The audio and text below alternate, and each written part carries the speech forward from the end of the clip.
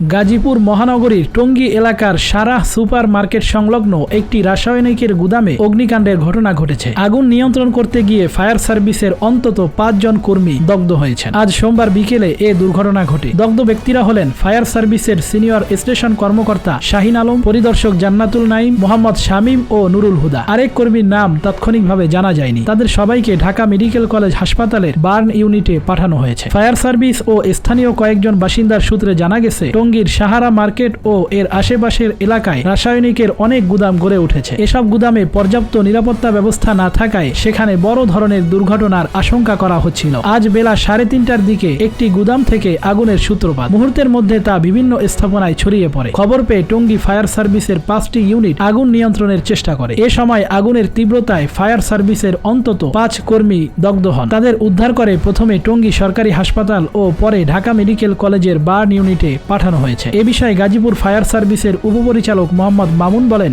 আগুন নিয়ন্ত্রণে আরও কয়েকটি ইউনিট যুক্ত হচ্ছে। প্রাথমিকভাবে ধারণা করা হচ্ছে গোডাউনের ভেতরে থাকা দাহ্য পদার্থ থেকেই এ ঘটনার সূত্রপাত।